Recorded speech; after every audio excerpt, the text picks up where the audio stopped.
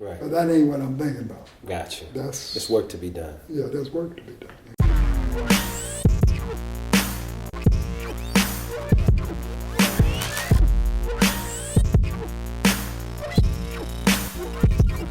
We are back with another monumental S-Special. When I say S-Special, we talking high-level consciousness. Y'all don't know who this brother is, but I'm about to tell you. Some of you might know. Some of you might not know. We have generational bridging that we are doing. We're doing some construction. We are building today here on the Moorish Mudd Show. This is something that is imperative. It is so important.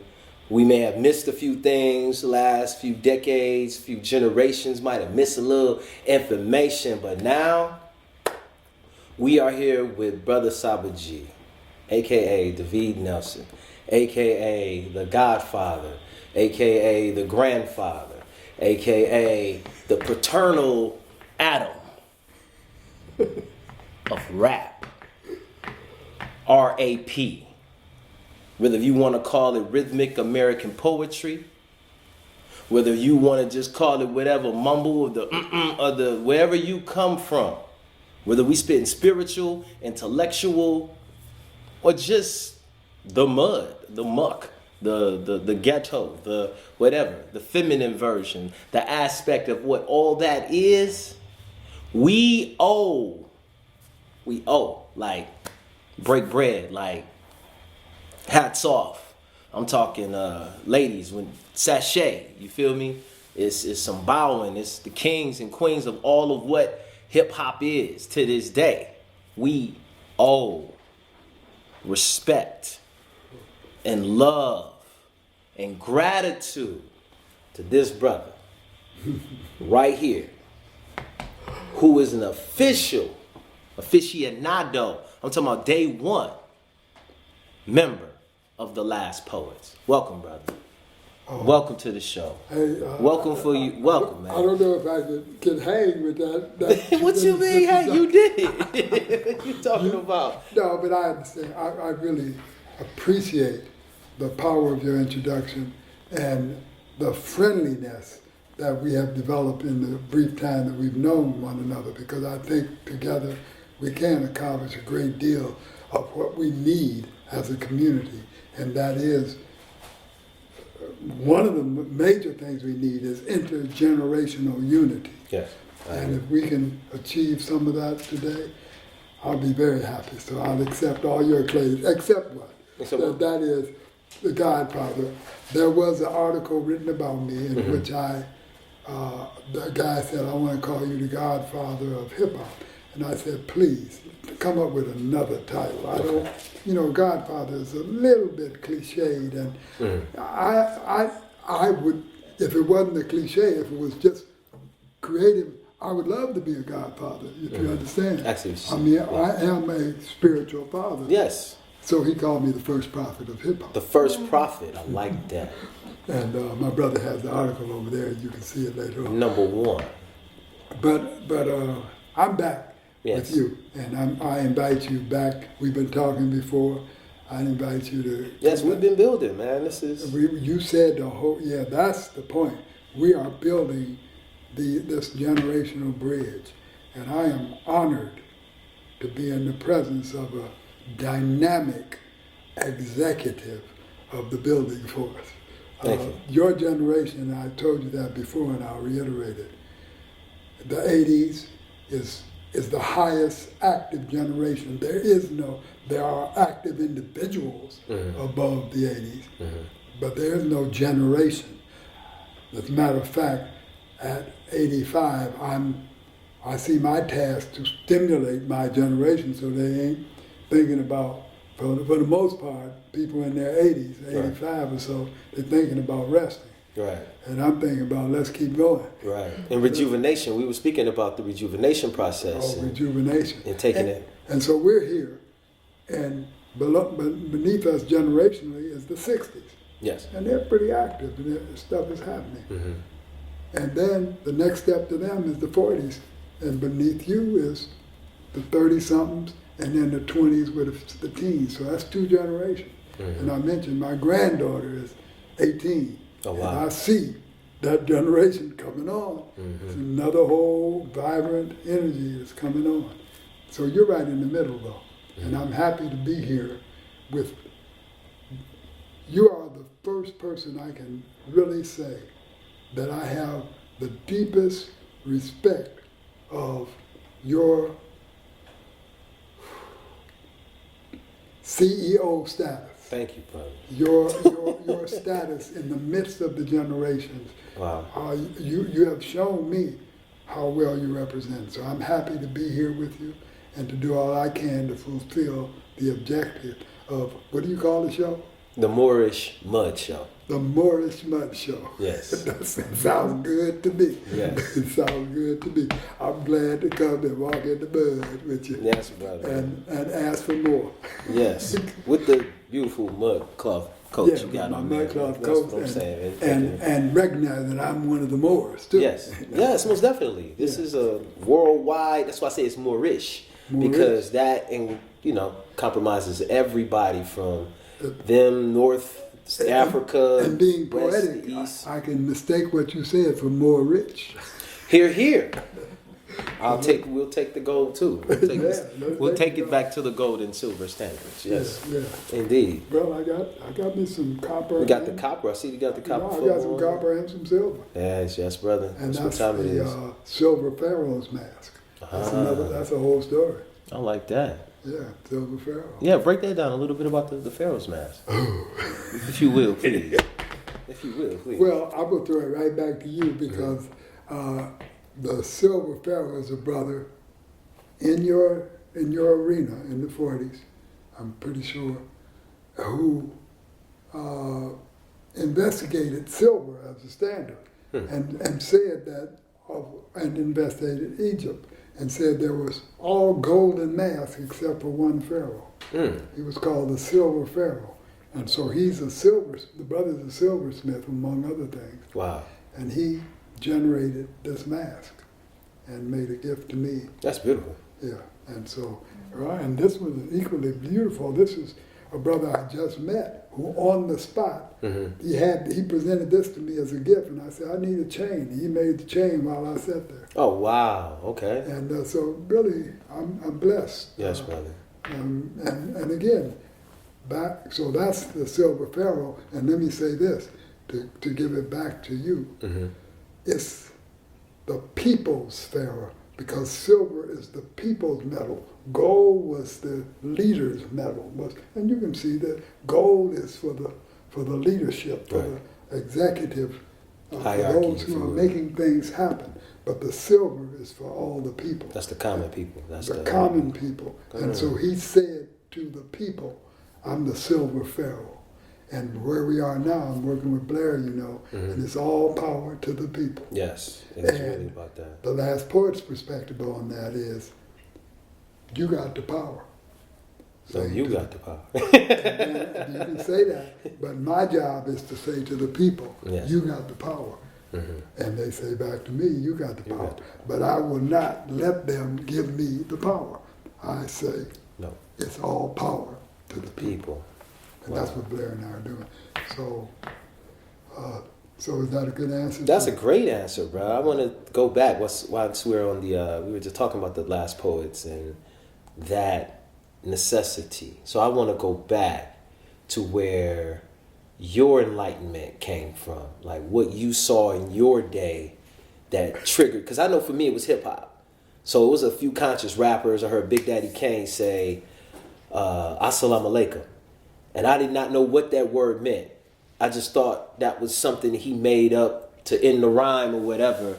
So I started asking, and people started talking about Islam and, this and all of that. So that's what made me go, well, wait a minute. There's something else? What was and I may have been, 12, 13, something like that at that time. What was it for you that triggered the black power, the black consciousness, when your melanin dot went off and you said, okay, wait a minute. I got to change. It's a powerful, powerful investigation. And the question has been asked, and I've answered it. I want to give an answer that's appropriate for you and I. And the first thing that came to my mind was looking forward to this time. I mean, I've given the answer to this question and I can go into the history of what was going on. And I will mention Emmett Till. Yes. Came to Detroit. His grandfather lived one door away from us. He became, in one summer, my best friend. Wow. The next year, he was lynched.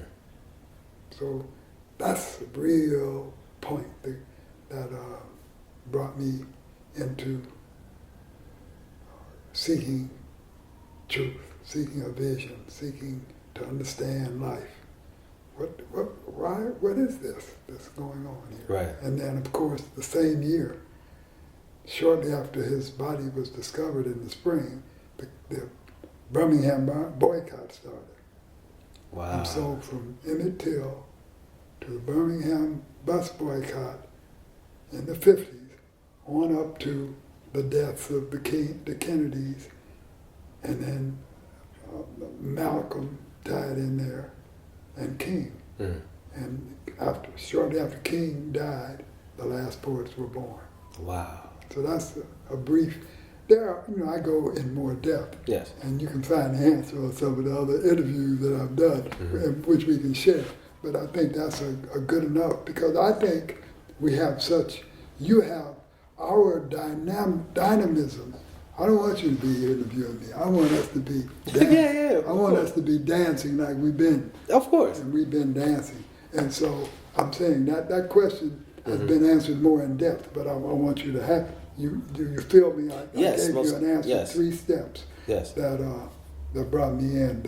The death of Emmett Till, Wow. and then that followed by the beginning of the King movement, and then all these deaths. Kennedy, by the way, Kennedy, King, Kennedy, that's KKK. Damn. And Malcolm, Wow. Malcolm thrown in. Wow. Those deaths, and many others. It's just a whole bunch of deaths, a whole bunch of deaths, and so that's what got me conscientiousized and enabled me to be here. That I'm the representative of the ones who survived. Wow. And I have a responsibility. Yes. And so I'm continuing on with that responsibility. I don't have time to sit around and think about going, I don't mind taking a bus tour, a boat, getting on the boat, going on a tour and relaxing. Right. But that ain't what I'm thinking about. Gotcha. There's work to be done. Yeah, there's work to be done, exactly. And I'd like to suggest that before we started filming, we were talking about some very significant things, I mentioned to you, I'll bring this back to you. I mentioned that you and from what you've told me, we both went through a unique cycle. Yes. And I'm very interested in your cycle maybe we can compare the cycle somehow. But I'm really interested in Detroit. What has happened to Detroit, and how I don't know anything about Detroit hip hop. And I'd like to know, because I'm in another cycle. Gotcha. And it requires that I connect. Got you. Okay, so just to enlighten you a bit on that, we made up a nickname for ourselves where we called ourselves the Bastard Children of Motown. Well, can I be joined in the club? Yes. Have you recorded with Motown? No, none of us recorded with Motown. Basically, it was like, from our perspective. Well, see, I don't want go to. ahead. But I'm the real bastard child because I'm recorded with Motown. Wow. And see? Motown OG. don't own me. I have one recording. What is it called? Man, I forgot what Berry Gordy called it. I'll tell you that story. Can I tell you that story? I bought the phone with Woody King, who I've told you about, the major theater producer, the black theater producer of the 20th century. Okay. Went to high school together, produced our film. I'm on the phone. I'm in the office with Woody King. Woody picks up the phone. Hey, Barry, I got the last poets here. Wow. He said, is that them MFs who do all that MF cursing? What? Is Barry talking like that? And hung up. Oh, wow. And then months later, Barry had his enlightenment, and he did Black Spirits album, The Black Movement at the Apollo Theater. And me and one other last poets were among the Black Spirits poets. Wow. Recorded on the Motown album, Ain't that something? Black Spirits. So I'm a Motown recording, but I'm a bastard child. I get that. I mean, the Motown ain't thinking about It ain't thinking about us. It's It's something just, that he it did. was, yeah. They did. And so, that's what our perspective was, because we grew up on the music. right. So we know the artists, we know this, we're inspired by it. However, by the time we get instruments and we get to our age where we want to play and we want to do something, there was nothing. So Motown had sold their. it was gone. They made their money. They sold the product to to the system. Mm-hmm. That's what they did. They sold out to the. And that left Here, a y'all lot can of have us. it. Give us some money. It left you as the A lot bastard of us. children. And one of my partners, who's Proof, who was with Eminem and all of that, his father is McKinley Jackson. McKinley Jackson was with the Politicians. He's a Motown artist. He left with Lamont Dozier writing, Jones Girls. Proof never told us about his dad's background. He was trying to play the ghetto rapper, I'm from the hood, and you know what I'm saying? Right. So we didn't know he was a legacy. We didn't know he grew up with Nona Gay and, been to Cali and all of that, and with his father being McKinley Jackson and all of that. So we had this resentment towards Motown because hip hop was flourishing, and we was hip hopping, we was dancing. We had the knowledge. We had brothers like, the Nation of Islam, it being Mosque number 1, it's starting in Detroit. And then from us hearing about Father God Allah, Clarence 13X, who was a student of Malcolm, who gave the gods and earth, created the nation of gods and earth. So we got a lot of their information through hip hop. Yeah. So we were studying a lot of this information that was coming in, as well as Christianity, Judaism. We were more knowledgeable type brothers because, everything. We was on comedy and stuff. We was on everything. Yeah. So with that perspective, we created our own little hub. And we was just like, F New York, F LA. Yeah. It's about the Mo. We was going to bring the Mo back to the town. That was our mission. That was our mission statement type thing. So our Detroit rap or hip hop didn't bite from LA.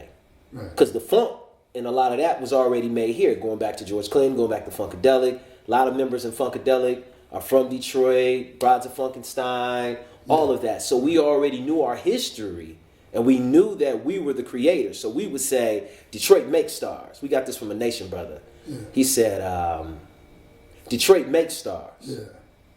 New York takes stars. LA fake stars. Oh, I love it. Blair, you know what Blair said? Blair, because when I talked to Blair about rap and the fact that how I became acquainted with rap as a genre was walking down the street and somebody said to me, "You were the last poet." "Oh yeah, I'm with the last poet." "You those brothers who rap on the radio." I said, "Yeah, I guess that's true." Yeah, we do rap, right? Wow. Yeah, we do rap on the radio. But not rap like how we hear rap today. No. Rap was not a genre. Nobody ever heard of any musical genre. He was talking about what I knew from Detroit. That's what I'm saying. You're saying we make stars. Right. I was rapping. I got a rap called The Father of the Rappers. I was rapping before you were born. Yes. And I'll be rapping after you're gone because I'm rapping about the dawn. I mean, but I'm talking about dawn. Right.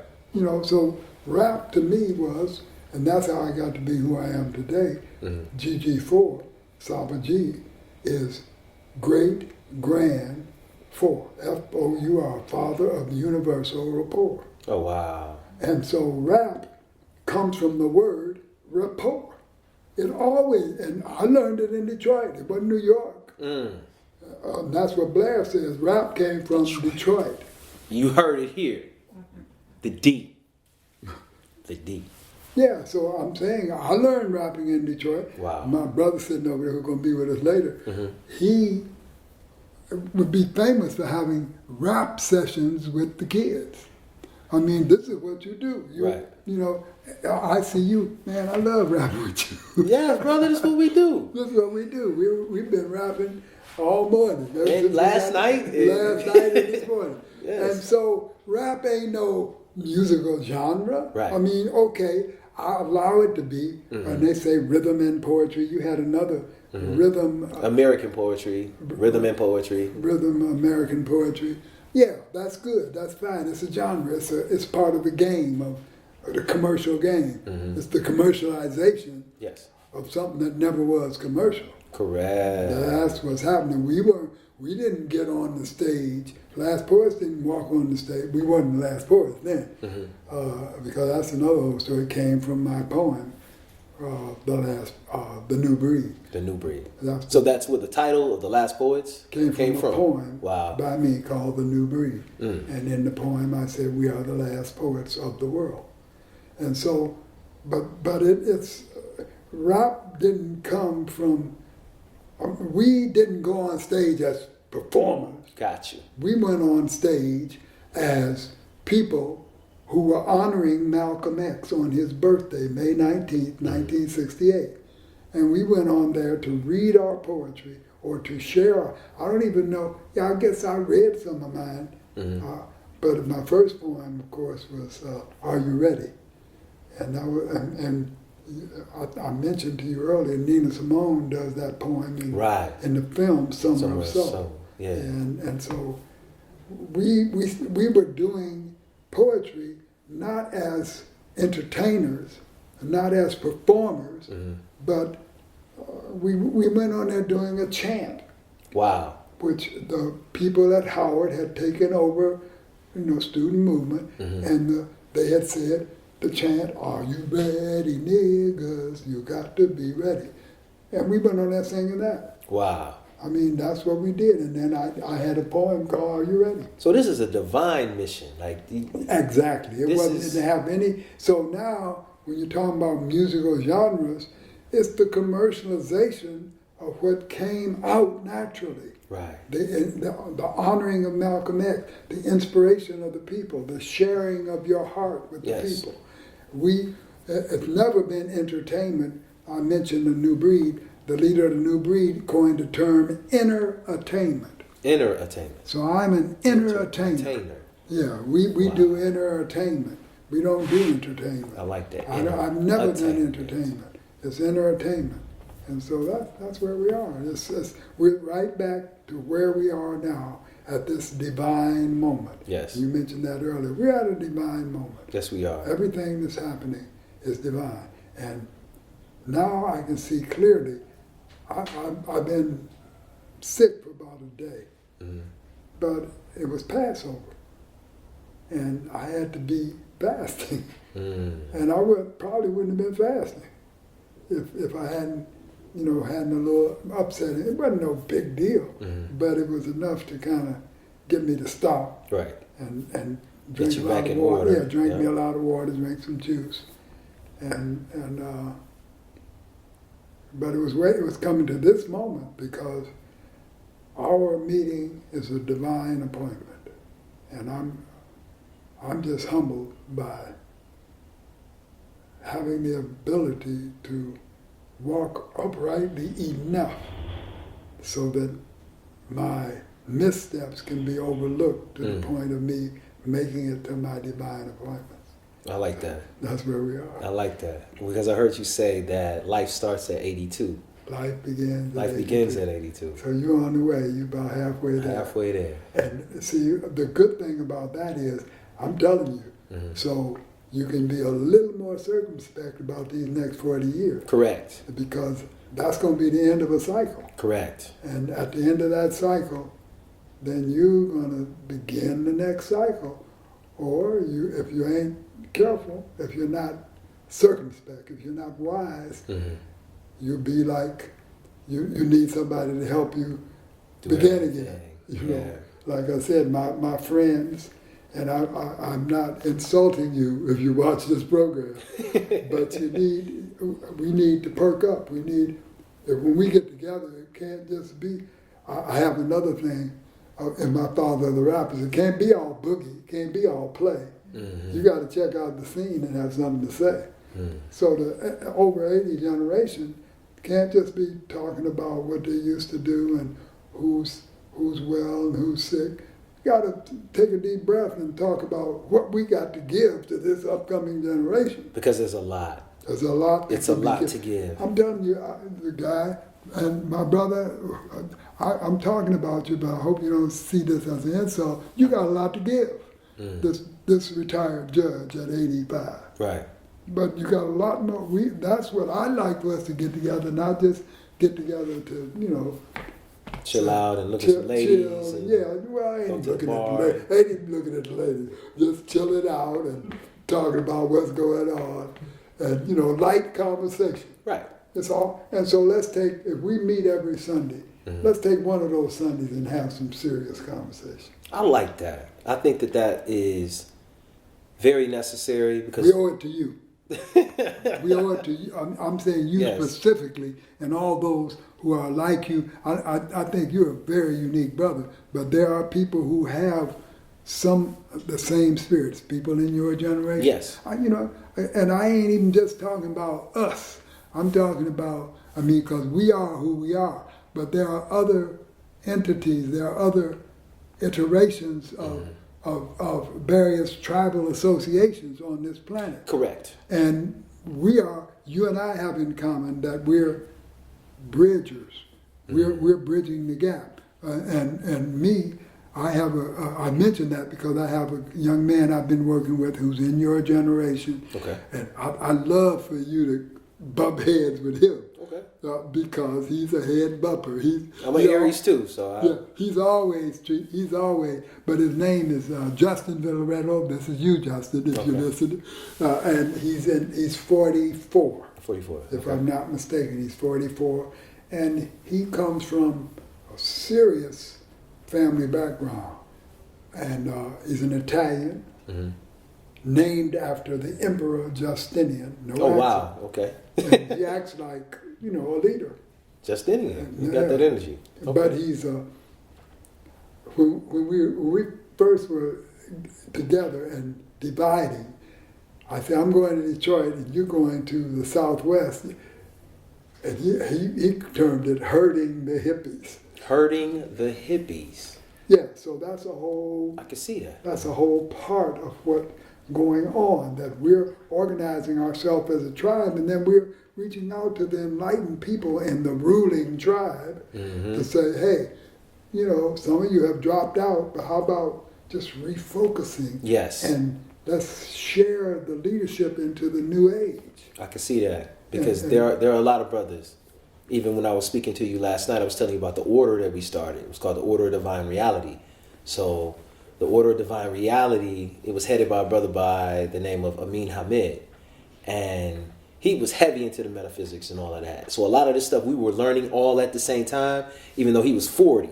He was doing the same thing you're doing right now. He was saying, look, brothers, I had this vision. I had to give y'all, stop what I'm doing in life. Like, walked away from his family, his job, like he sacrificed. He made sure that a lot of us, especially myself, because I was like star student, number one. If he was Elijah Muhammad, I would have been Malcolm X. Yeah. I was the younger brother that went out and recruited all of the youth of the sisters and the brother through the rap, through the hip hop. Yeah. Jay Dilla on the beats and all that other type of stuff. So that's what inspired your Eminems. That's what inspired the Slum Villages.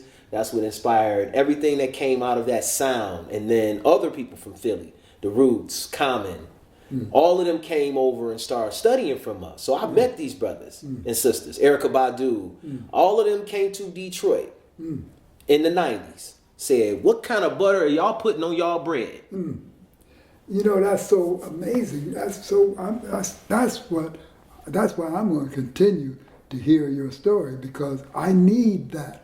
This is, every now and then you got to put a little, put a pill in your time travel machine, so you can Back to the Future. To make it back. They had to put some, but they just put a little pill in there, and then you can go. I mean, I need to hear that story. Yes. I need to understand what was happening because we have a connection that, I mean, hey, you're talking about all these people, and you can say, yeah, well, here's Grandpa here, GG4. Did the same thing. Yeah, we can.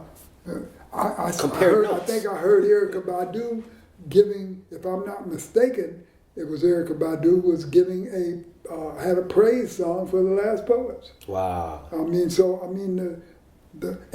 even like Jay-Z, when I criticized Jay-Z, he came back with 444. I called him a minstrel. Mm-hmm. And you know what is 444? I mean, you familiar with 444? I'm familiar with the term, but you don't know the numerology of what he was doing. No, not the numerology. No, go ahead. I'm talking about the presentation. He did a rap video called 444, which was a minstrel show with a message.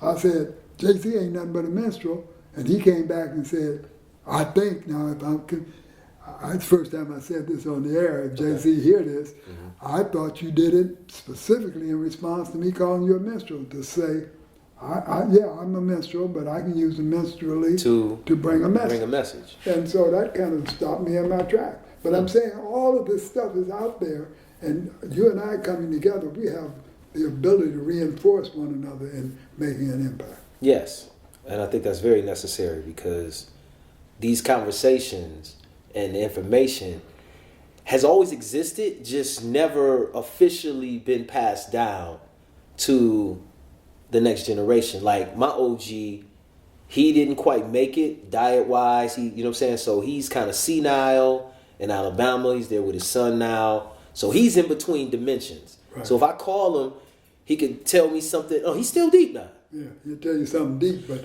then he'll go into another. Then it'll go and immediately, or he might miss the date, or he might get the dates missing, or something like that. But other than that, the brother is still the brother, man. It's still. There's somebody here present who accuses me of being in between dimensions. Well, that's what time travelers do. I get caught. Look, it ain't got nothing to do with the age. I do the same thing. Brother's been meditating, doing the Kabbalah, ancient chants. Y'all don't know what it's like for us, okay? We sitting back, reading the manuscripts, doing the actual physical work, changing our vibratory rates, changing our cells to rejuvenate, to go back to youth and all this other type of stuff. We talk about spiritual alchemy. Oh. Spiritual. This is not easy. It's very difficult. So for the onlookers that look, and give us some time, be a little bit more patient. We are not normal. We're not trying to be normal. We chose this life and going into this blackness, especially tapping into that black hole you was talking about. I've been through the black hole. I've seen it. I've had a rebirth in it. We're talking about alchemy and metaphysics. Yes. Our real world, where we really come from. This is just a temporary, vessel, the church. I'm going to take this coat off at some point. And then at some point, I'm going to take this jacket off. Mm-hmm. And at some point, I'm going to take this whole body off. This whole thing off. And as a matter of fact, Paul said in the Bible, I die daily. Mm-hmm. And so I try my best. That's my intention, to die daily. Mm-hmm. To take all this stuff off. And come back. And then come right back. And by the way, one of my internet mentors, Joe Dispenza, says he's a metaphysician, but he's also a PhD or MD, one or the other, but he specializes in the brain. Okay. And he says, in 1 second, we go in and out of form 7 times. Wow. So what he was telling you, wow. We ain't even here. We ain't even here, technically, most of the time. 1 second, we've been here 7 different times. We've been away from here and back here 7 different times. That's where it goes. So it's the vibration. That's the vibe, though. I appreciate that, So it's I would like to, though. I had this idea, I'd like to guide us back to our previous conversation, because it's a little, the metaphysics about the funny house. Oh yes, what we saying about the funny house. Now that was real because we were talking about how brothers. We were basically talking about going to the striptease establishment, being at the titty bars. We just chopping it and up. I was talking about being at a naked And bar. then totally nude. Yeah, then it advanced. And then you went to the totally nude. And we were just basically speaking about how we can see the sisters from a higher view, a higher enlightened view, and there's no lust. Right. You just see the beauty. Right. And I'm at a naked bar seeing, I'm still thinking about the beauty and the brothers in there because of the funny house. yes, the distorted vision. The distortion of our reality. Yes. They should have the same appreciation that I have, but they don't have it. Right. They are in the distortion, and they're seeing it through A lustful vision. I'm under pressure. I got to get off. Yeah. So let me get myself ready to pick out a woman to help me get off. Right. I mean, it ain't no appreciation For the of beauty, human- the humanity is missing. It's all that's distortion. And We talking about the pimps too. yeah, the pimp is a king in the funny house, in the funny house mirror. He is one who appreciate a variety of feminine personas, but doesn't really appreciate them. Right. He's Fully. able. You mentioned the subduance that the pimp is able to understand. Yes, he understands the female mind, energy, emotion. He can deal with it. Some brothers can't deal with one sister. Right. This brother can deal with multiple at one point in time, and he has the right information. It's just distorted in the funny house mirror. in the funny house mirror. So he's really operating as a king. It's Right. just that it's like, why you taking them left, bruh? You should be In the balanced. country of the blind, the one-eyed man is king. He's a king in the funny house. Wow. I mean, so With the you don't even know information. he's the most predatory being that you could name. I mean, he's really predatory. I mean, he's saying, take your life force and bring me some garbage Right, or basically green fiat paper. or You know, whatever it is. let me strut around and have a car. Peacock. Like a peacock and have a car. But the king is the king walks nobly. But the funny house dweller, I mean, either you're at the bottom of the barrel or you the one who made it up to the top of the barrel for a while, then For a you're while, going you're to gonna fall back down. Then you're going to fall back down. So Wow. this is where we are. Unfortunate, It's unfortunate A to cycle. look at it that way. And that's a message to all the brothers and sisters out there. You better check out whether the mirror you're looking in is the funny house mirror. That's for real. That's for real. Because a lot of people are seeing themselves as that, Yeah. and that information. Well, I think And the music, I didn't Oh, think my about it goodness. before. The Yeah. music is very much seen as, the driving force. I watch the African dance, and they shake their booties, Almost definitely. but it ain't the same. Oh no. It ain't. No. It This ain't, is a different. It ain't here's come type of, and mount me ritual. from. It ain't come and mount me from behind because I know you need to do that, Right. and I need for you to do it. Right. No, it ain't the need. It's the natural flow of life, which we've lost. It's the distortion that we're living in. And I if anybody want to make a point that it ain't, then that's good. I hope you can educate me and enlighten me that what we're seeing in our so-called our cultural expression is something other than a distortion. If it's not a distortion, then there's some. I ain't condemning the whole generation, of course. I mean, there's a whole bunch of stuff that I'm learning. There's some things that are happening, some good things happening. Of course, you educated me.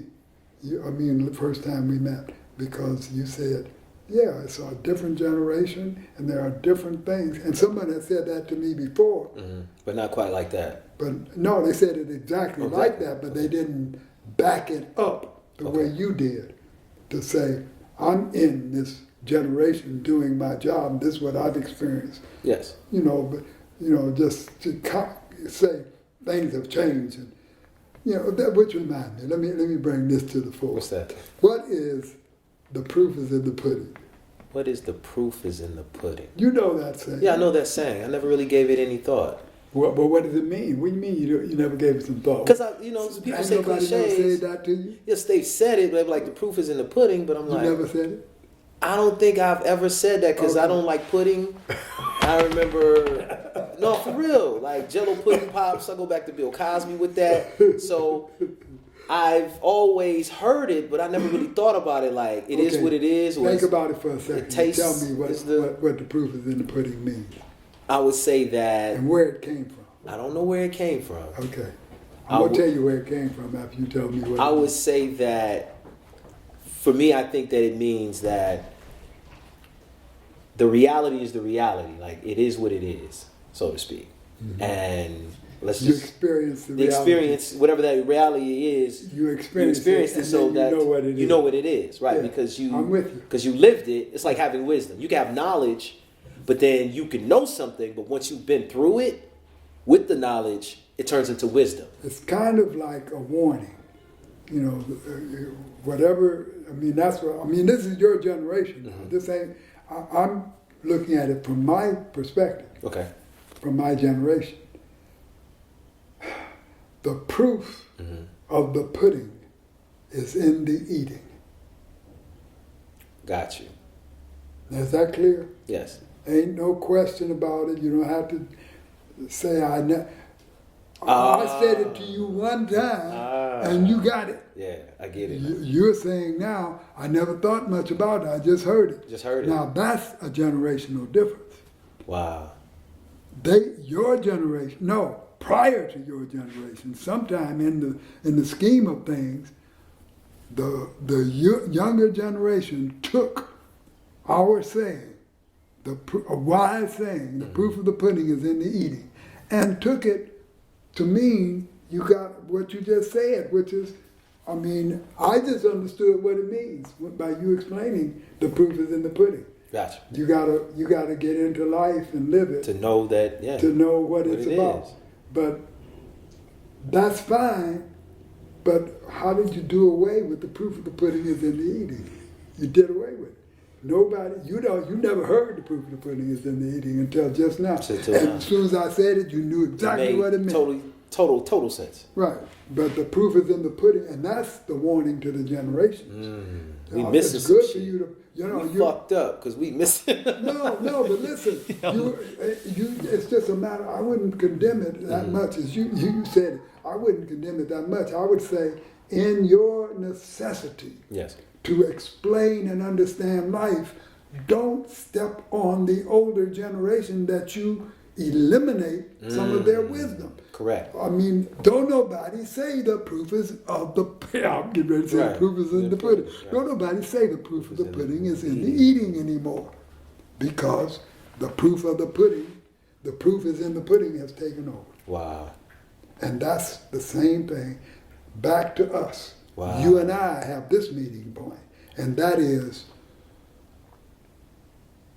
kicking knowledge don't exist because something has taken over. The younger generation has allowed something else to take over. To come in And the Black consciousness movement, I saw kicking knowledge as a restoration of the Black consciousness movement, but the generation before you allowed the Black consciousness movement to die. Because they jumped on, and it wasn't no bad jump. I see that though. Now that you say that, I'm looking at. Look at the beginning of rap.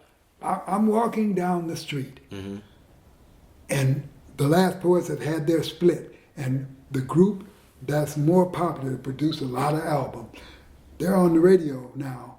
We all got on the radio for a brief period, but now they're on the radio more than the others. And the leader of the group is a rhymer.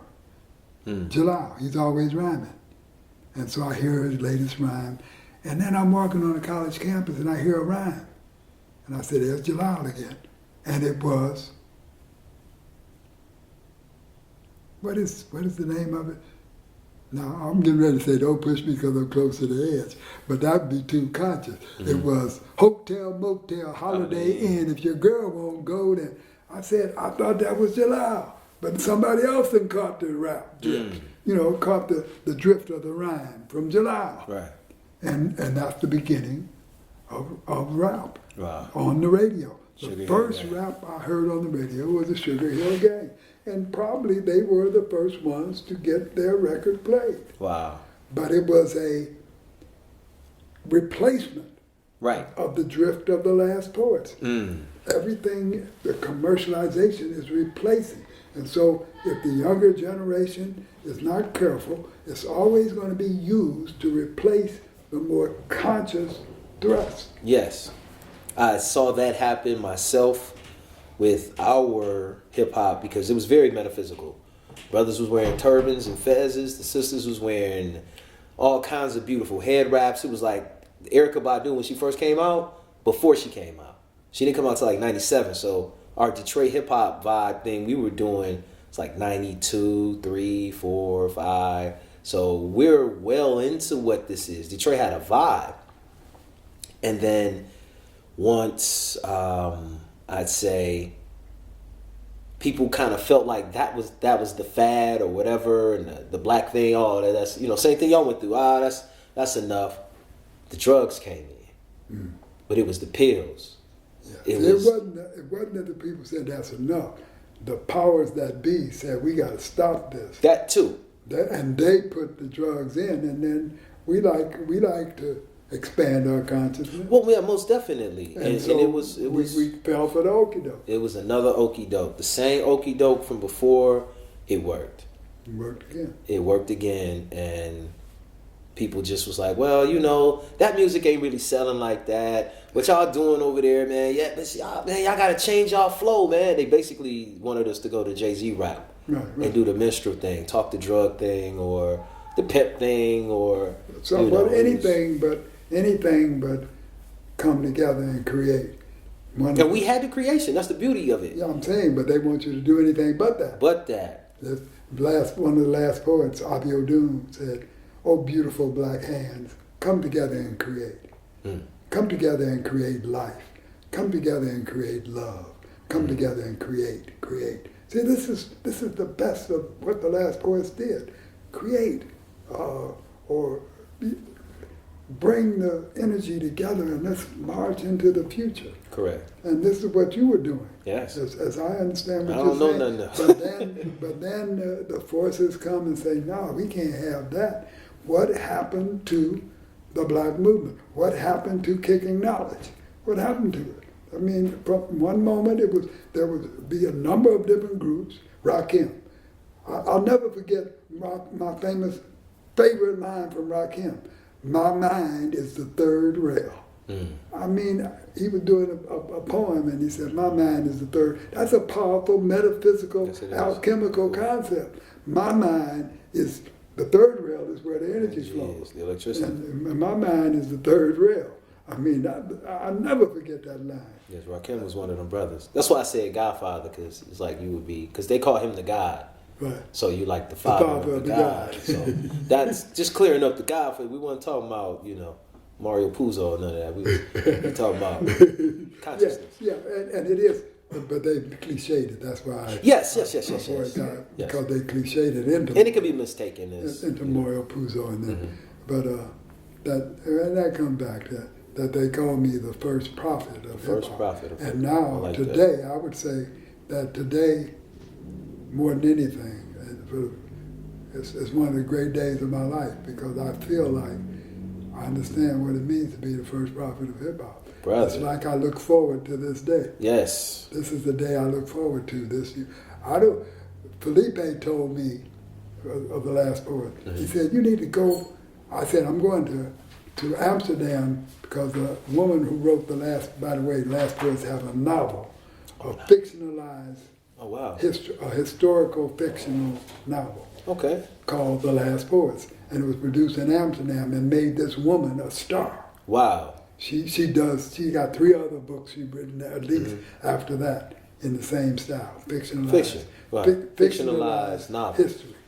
Fictionalized history. Novels, she does historical research and then writes a novel. Wow, interesting. And socially. And so I said, I'm going to go over and talk to her about, working together. And Felipe said, no, you go to Holland, you need to get Kane, because you get Kane back on board, and we will shake the world. The Last Poets will shake the world with us, with the original Last Poets back together, which we haven't been since the beginning. And I said, yeah, I'm going to have to do that then. I ain't going to see her, I'm going to see Kane. And then Kane died. Wow. Which really hurt my heart. My condolences, brother. Yeah, but it is condolences to you too for losing him. Yes. Yeah, because at least I have the knowledge that he left. I mean, implanted in my life that he was the artist of the Last Poets. We were just, Abiodun and I were just two people really seeking to make some small contribution. He was already acting in the theater and writing poetry. Like I told you, I had never published poetry until after the Last Poets got started. But Kane had already been... He was in it. Yeah, he was already in, and so I hate that I didn't do what Felipe said immediately. Gotcha. So at least I would have asked him, but he was already suffering from heart trouble. And so that's where we are. So we just keep his, I mentioned to you earlier, he had one of his masterpieces is in our film. And Kane's work, he has an album called The Blue Gorilla. And it's must listening. Okay. And then he's in the film Right On along with Felipe and I. And he and I end the film when he does the last poem of the whole film, Waking Waters, and I told you that earlier. Either we will drown the moon in its own blood or swallow it whole with time. We, the multicolored waters, are the sea. And so this illusion, because the light of the moon is just a reflection. Right. It's not shining its light on us. There's an illusion to the moon. And so the moon, when he said, we the multicolored waters are the sea, and either we will drown the moon in its own blood or swallow it whole with time. You can interpret that. We'll swallow this illusion. We'll just consume it, eat it up, chew it up, and spit it out, or, release it in our stool. Wow, right. We're going to get rid of this illusionary reality. That's what it really is, man. When you really get to the finite details, is a lot of people, are in the illusion, the distortion. Going back to that. A lot. How many of y'all in the illusion? How many of y'all think this life you're living is real? What you mean, real? I'm real. I'm standing right here. Yeah, what you talking about? I'm real. I got. Look at it. See? This is real. All is real. Yeah, that's true, but it's nice to have a body and the experience of physicality, but when you got low consciousness minds breeding shame, guilt, I'm going up the scale of consciousness, shame, guilt, apathy, grief, fear, desire, anger, and what's the eighth step is pride. All the low levels all of those are depth levels of consciousness. If you maintain anywhere in that, the 8 I just mentioned, you're at a depth level of consciousness. Wow. You got to reach up to where, at least I know you and I are right now, for sure. And everybody can fall down. That's what I'm saying. Right. That's the. We're at courage. I'm ready to fight for what is right. That's courage. I'm not You know, I was sick, I said, the last few days. I ain't feeling sick now. Mm-hmm. I'm feeling healthy, Yeah, I feel great. strong. I'm feeling like we can go into battle, whatever comes, And win. and win. That's how I feel. And so courage is the beginning of the higher levels of consciousness. Courage, neutrality. You know, all right, come what may. And then, you know, whatever comes, I'm still going on to willingness. I'm still willing to fight. Right. And then the next one is acceptance. Okay, bam, you shot me. Yeah, okay, I bullet. Okay, that's all right. I'm still fighting. Right. So there ain't that but a hole in my shoulder. I ain't It'll heal, right. Yeah, you know, you hit me with a spear, you dropped a bomb on me. That bomb didn't kill me. Mm-hmm. That's what I'm talking about. You can do anything you want to do. And then you get acceptance. From acceptance, then you go into the peaceful places like reason. I'm thinking it all through. And then from reason, you go to the hardest one for this society to reach, from reason to love. And then from love to joy. And from joy to peace. And from peace to enlightenment. And so we got all these levels to scale. And dance, you know, it's like music. Right, You know, right. Bass clef. I'm courageous and neutral and willing and accepting and reasonable and loving and joyful and peaceful. That's my thing. Peaceful. To reach that level of peace every day. And if I can meditate on peace. It's David Hawkins wrote a book called Power versus Force, and he is the only one that I know of, scholars that I've studied, who has drawn a map, a scientifically determined map of human consciousness. Really? Okay. And the cutoff point is courage. Mm. It's 17 levels, and so 8 and 8 is 16, 8 below, 8 above, and courage is a part. There are 9 higher levels, Right. 8 lower levels, Mm. and courage is a cutoff point. Well, courage is very important.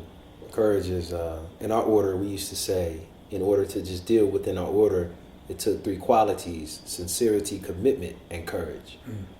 And That's powerful. the brother used to tell us that courage doesn't seem like a real big thing until it's time for you to stand up and what you believe in.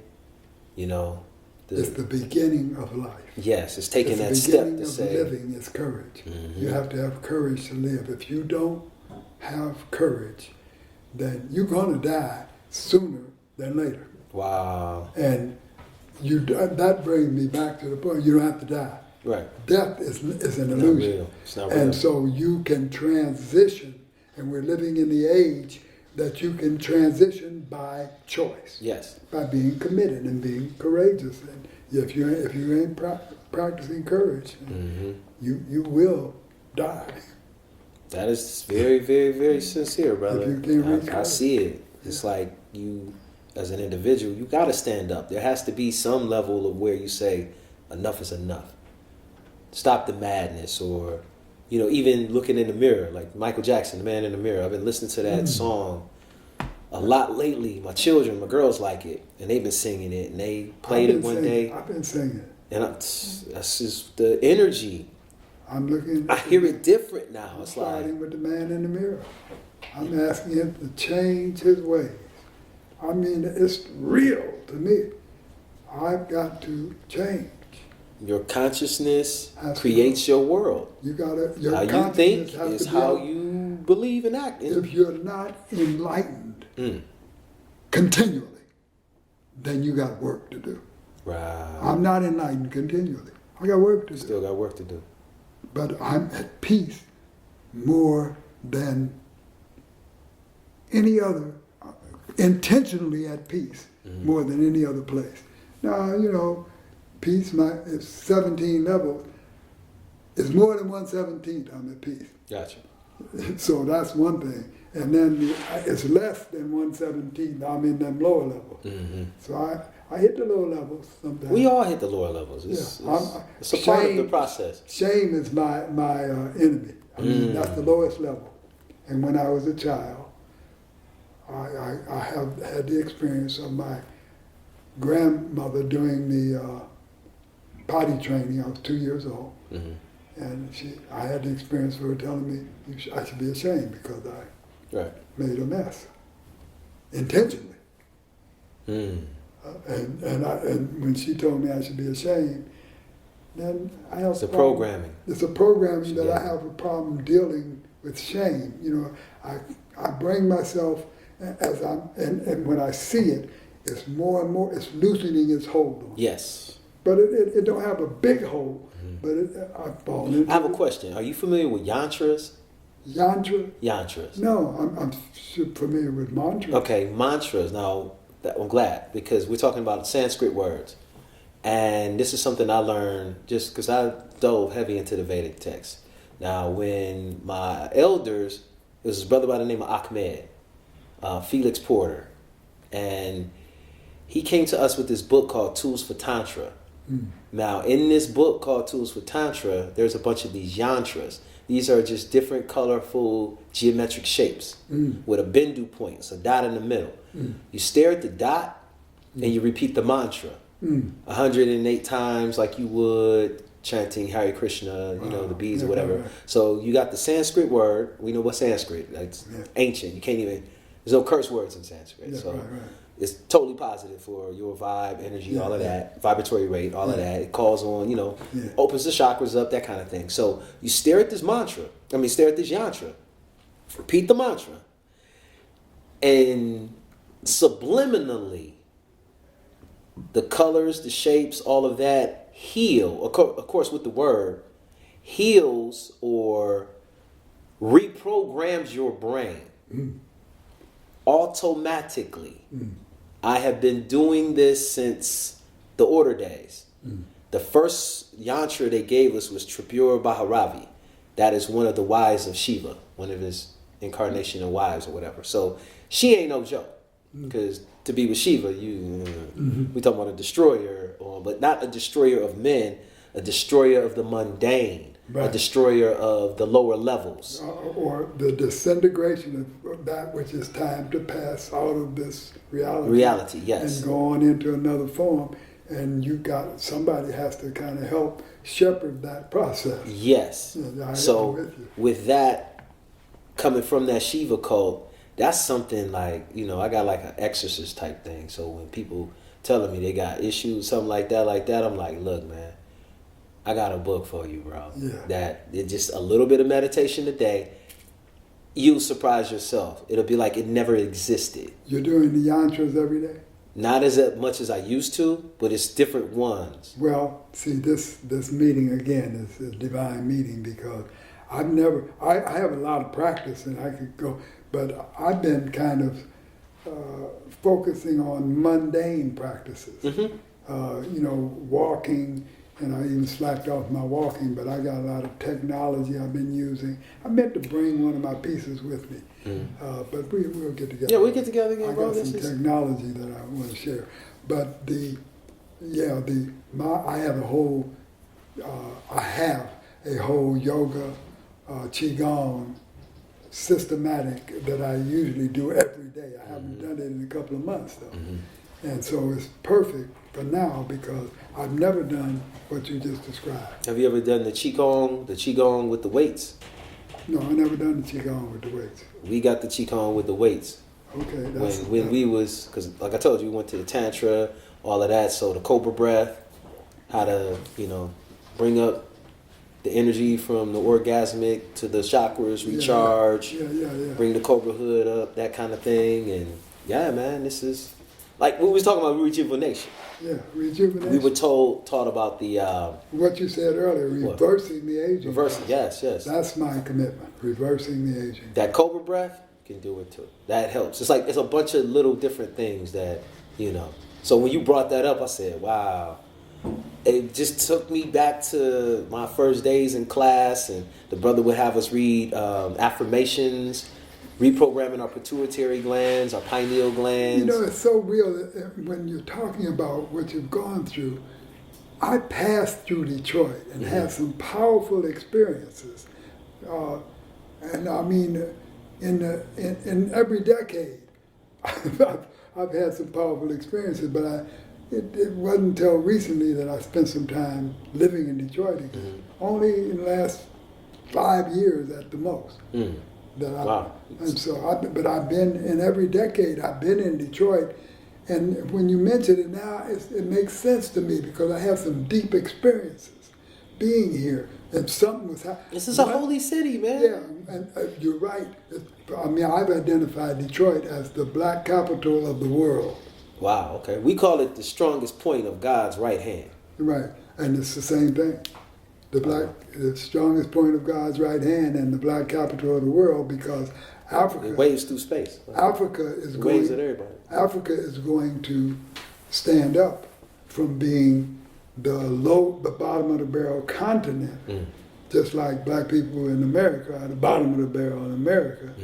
We're going to stand up, and Detroit is a pivotal city. Yes, and Chicago. Detroit and Chicago. I definitely see that. But Detroit more than anything, brother. I see that. Because Detroit is the only city in the Western world that is a major city with 70 to 80% black population who are alive and conscious of their self as a reality. Yes. There in Chicago, it's different. Don't have that like that. You're right. Even Atlanta is 50%.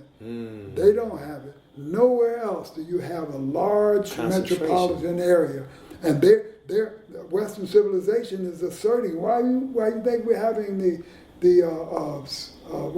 draft? The NFL. That's Western civilization saying we got to go to Detroit. Detroit. Yeah. We care about Detroit. We don't want the Motor City to fall down, but they also know that it's our city. Yes. I mean, in the sense of there's a cultural energy that we have that's valuable for the whole planet, and particularly for Africa. Because if Africa never connect with this energy here and understand, they're always asking for black people to come to Africa, and they think it's for the money. It ain't the money, it's the experience and the energy. Because the money will follow the energy. Correct.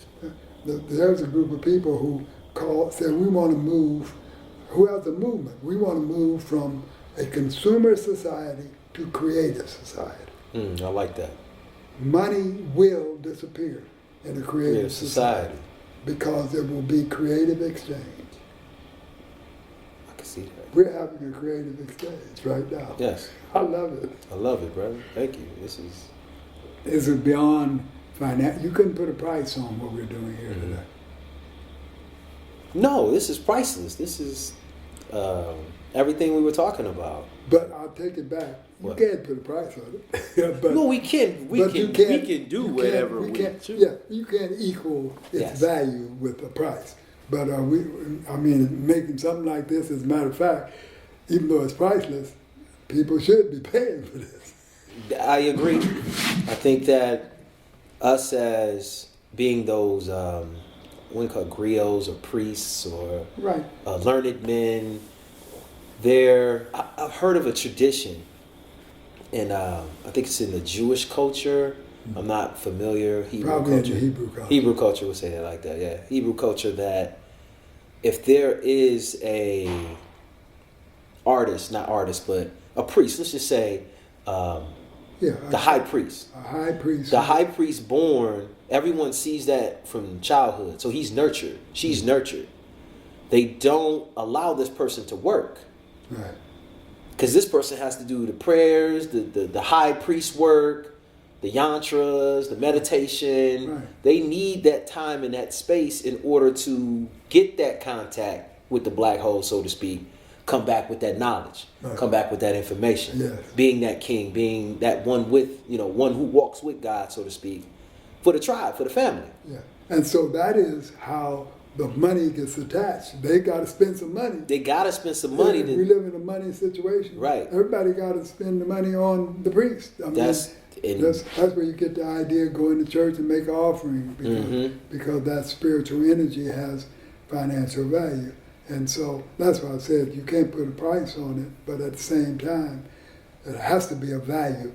And while we're transitioning from consumer society to creative society, we have to use the money wisely. We have to use the money wisely. And people need to, they need to break fund. bread, donate. Yeah, need to fund. The cheddar is better. Hit the CashApp, y'all. I ain't playing. The cheddar is better. You got a CashApp, yes. It's called the cheddar is better. Yeah. Hit the cheddar is better. That's what we saying. That's the whole thing. Let's make this happen, y'all. Hey. We need that love and that appreciation. I appreciate you, brother. I appreciate your time. But we're going to have a contest. What? Because the contest is this. If you really think you appreciate me, you ought to feel how much I appreciate you. Thank you, brother. Wow. Now, you going to give up that easy? You're supposed to say, I appreciate you. I'm sure I appreciate you. I do, bro. Like, this is a humbling, but I'm telling you. beautiful See, experience. as an elder, the most needed thing that I have is the youthful energy that I know that my labor is not in vain. No, it has not been in vain. And that's the main thing that I wanted to tell you. That's the main thing in closing. I just want you to know that none of it was in vain.